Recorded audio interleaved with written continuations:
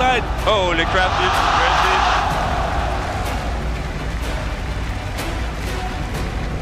The 2v2. It's Double Up to Mad Life versus Diamond and Bjergsen. Anything could happen.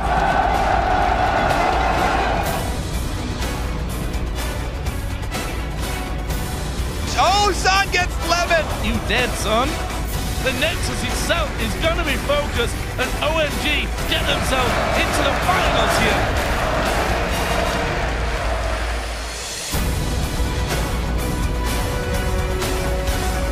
SKT는 정말 지금처럼 해왔던 대로만 하면 아주 완벽하고 깔끔하게 승리할 수 있을 것 같습니다.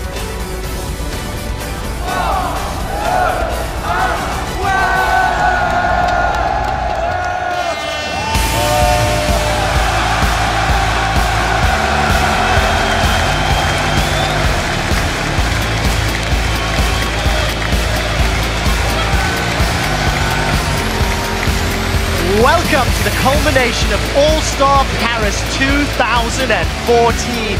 Today we determine whether ice or fire will reign supreme and crown our invitational champion. You are looking live at a packed Zenith in Paris where the world's best League of Legends players have been battling it out, and it all comes to a conclusion today. The fans are definitely excited. This is them lining up outside. I could get SKT chants. Ari cosplay once again, keeping it up. That is phenomenal. A lot of support, both sides of the camps, but you have to feel SKT getting just a few more cheers. Double Up, of course, we'll see if he can help his challenge team secure victory. SKT making their way through to the venue.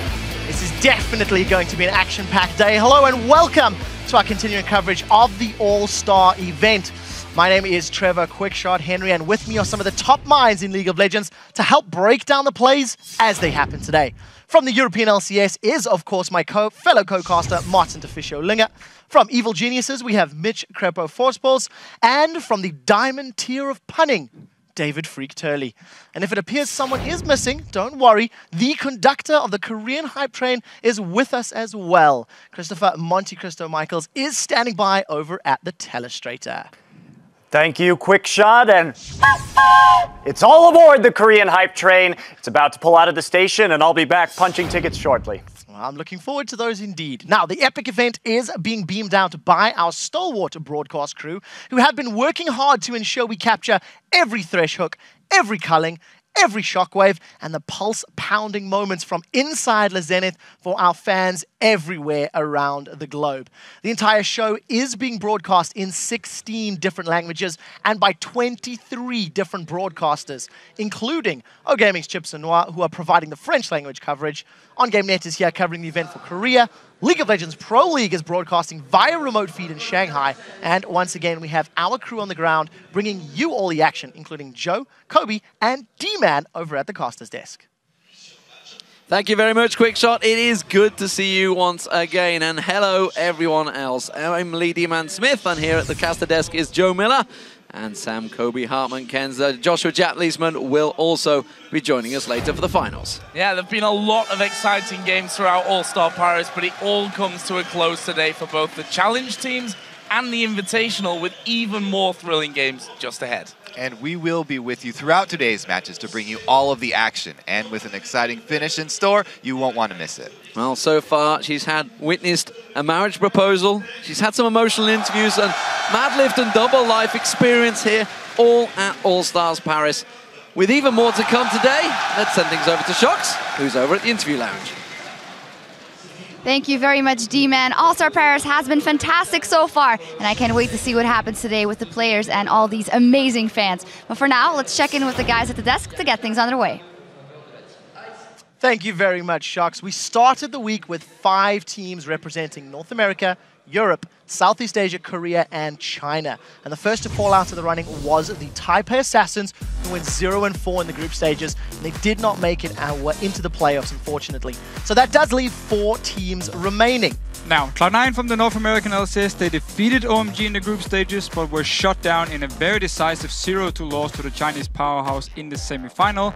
And then in our second semi-final of the day, Europe's home team Fnatic, they faced off against the dominating SKT T1K and were also eliminated with a 0-2 loss. So that does leave 2 teams remaining, and today they will face off in a best-of-5 final showdown. The last team standing will claim the title of All-Star Champion for 2014 and earn bragging rights for their region. Once again, we will begin the day with the Ice and Fire Challenge teams facing off in a different game mode today. It's a series of showdowns between individual players. So up first is a 1v1 where Archie will face off against Shy. After that is another 1v1 as Cool takes on QTV. Now both of these 1v1s are worth a single point. Then we have a 2v2 where Doublelift and Madlife will go up against Diamond and Bjergsen, and that match will be worth 2 points. And the All-Star Challenge games conclude with the Super 1v1 matchup that you guys picked, Froggen against Wei Xiao. The winning player, he will get 3 points for his team. Yeah, that does mean that there are 7 points still up for grabs today. And with Team Ice leading Team Fire by only a 2-point margin, the competition is still wide open.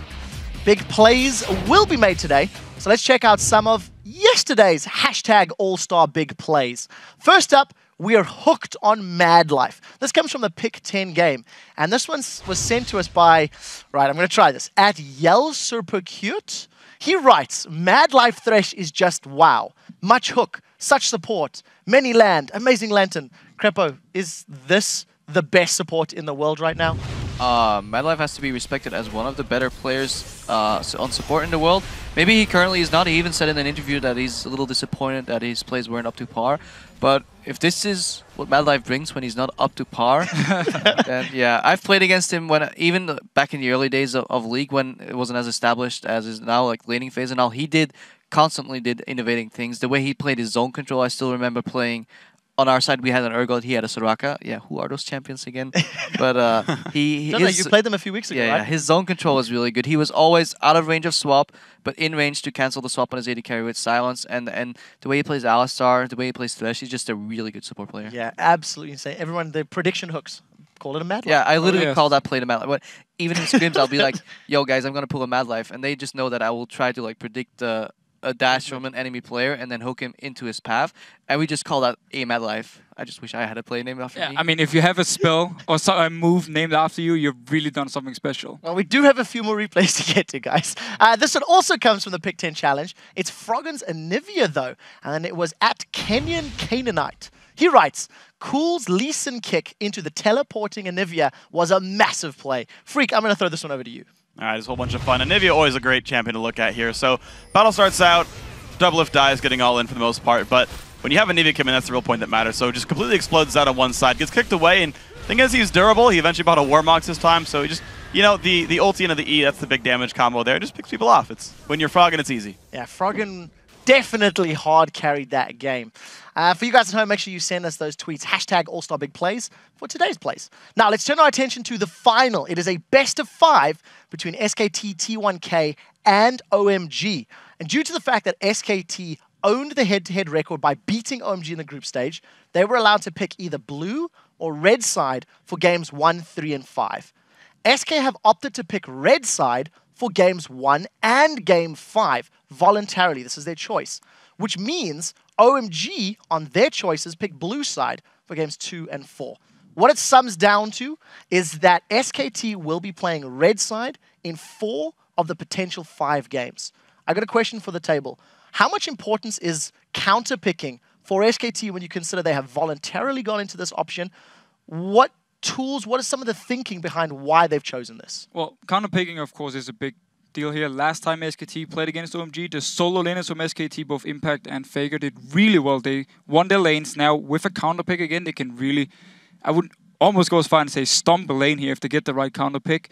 And then also, with the fact here that OMG maybe been slightly predictable in what they will first pick. We saw yesterday where they just first picked Thresh whenever it was open. Could be something where SKT say, you know what, we will give you this first pick, we know exactly what you're going to pick, and we're going to take 2 very strong picks for ourselves, and also save the counter pick for later. Yeah, I agree with what Fischer said so far. It's just a little surprising to me that somebody would opt for red side. That just means they're really comfortable, and they're not afraid of a single champion. They're like, okay, maybe OMG will get this 1 champion, we'll just react with 2 more, we'll have the counter pick on our side. As well as purple side often leads to lane swaps. and they can either initiate the lane swap themselves and then guarantee that it will open up the map, and then in that way, SKTT1 just plays the map way better than OMG has in these past matches, and that might be another reason for them choosing purple side. However, I like that they don't make it all the same and they pick blue side one game to just spice it up a little and not get too predictable on their side. Yeah, and it's worth pointing out as well that this is not even a new tactic for them. They actually did this at Worlds last year against Royal Club, where both teams opted for red side in game 1 and 2. And yeah, to me, it also, I think it's a more risk-averse strategy, where it's like you get the last ban, so you get to make sure you know what's in the field, and your opponents only get one champion there. So you guarantee there's one thing they're going to go for, but it lets you sort of broaden out your champ pool really quickly. Well, I'm very much looking forward to how that plays out. And for a little more context on this title clash, let's actually send it over to the conductor of the Korean hype train over at the Telestrator. All right, thanks, Quickshot. We're going to take a look at a truly defining play from SKT's run to world title last year. It took place against this very OMG team, the only non-Korean team to take a game off of SKT at Worlds. And for those of you who remember, as we move into it, it was the second game of the series and the very last game of group stages. And this was really one of my favorite plays. Actually, it was my very favorite play of 2013, where they took down a 12.5-minute inhibitor, all 3 towers, in a pretty impressive run of tower juggling. So just starting off right here, it's impressive because they used 2 ultimates right away, right on this first turret, but they managed to keep their press going on. So right here we can see Mondu coming in with the crescendo, and FLICKR is about to use Spirit Rush in order to take down Cool. Also note that right here, FLICKR's already died in lane, Cool is up 2 kills already. So losing the lane so far, they know they have to do something in order to get back into this one. So let's go ahead and roll this clip. So you can see the ultimates coming in right there. They chain the CC beautifully into the charm, then start attacking the turret. Let's pause. So there's no minion wave right here right now, which means that Bengi is actually tanking the turret with his spiderlings as we speak while they wait for the minion wave to develop. This play would not have been possible without Elise in the jungle, which makes it even more impressive. So let's keep going on. They'll go ahead, deal some more damage to the tower. Also notice that Ezreal's Essence Flux allows everybody to auto-attack faster, which means these turrets are going to go down a bit more quickly. They land another charm onto Loveland. That's charm number 2 for FLICKR. Take out his passive. There's the 3rd ultimate coming in as Big Pomelo comes around the side in order to get his ultimate. 4th ultimate, Impact, Flash, Flag Standard into the ultimate right there. And of course, Bengi's not really going to be helping with his ultimate because he's Elise. So only 1 tower, 4 ultimate used, going, still split pushing in the bottom lane, thinking this isn't possible. So let's pause again right here. So in this situation, again, we can see the spiderlings going ahead, tanking the turret. And what we're about to see is an amazing display of aggro juggling right here within the turret radius as everybody just weaves in and out. And also another great charm by FLICKR. Let's keep going. So again, you see the spiderlings are now down, and that means that the members of SK Telecom have to continue to take this. So Cool's about to get hit by a max range charm, charm number 3 from FLICKR, and they combo onto him beautifully. Piglet will shift forward in order to get a little bit more damage. They still have the exhaust for San, and they're going to go ahead and take him out as well. They've got a cannon minion wave right here, which will really help them. Bengi swaps out, and they'll move forward one more time, and Bengi will hit another critical cocoon right here, takes out Pomelo. This is, of course, when he was playing support. And they will go ahead and take out the last turret and follow it up with the inhibitor. So all in all, that was one of the most impressive plays, I think, in 2013 and really shows what SK Telecom has to offer in this matchup. Of course, OMG will be looking for a little bit of revenge, and I'm looking forward to see if we have any more plays. Back to you, Quickshot. Thank you very much, Monty. That's a great segue to lead us to our Twitter question of the day. Today, we're asking you guys, what has been your favorite moment from All-Star Paris 2014? And I think it's only fair to our fans that I make you guys on the table keep your answers short as possible to 140 characters or less. So let's go. Freak, what is it? Bjergsen dealing tons of damage in Earth, hashtag All-Star, hashtag big plays. Creppa, what's your favorite moment? 3 characters. Three characters. 3 characters. You've just used 3. Okay, I'm done.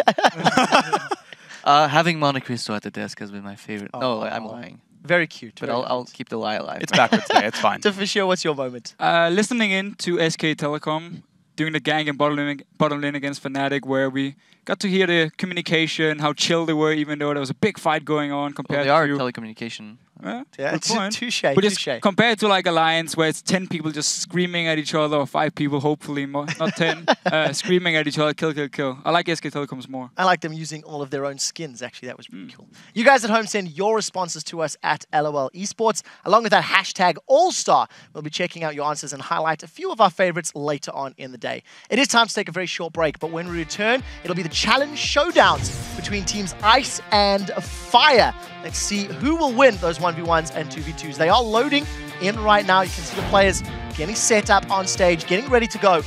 And remember, it is Happy Mother's Day. OMG pays all the proper respects to mothers as we do leave you. We'll see you in a few minutes, guys.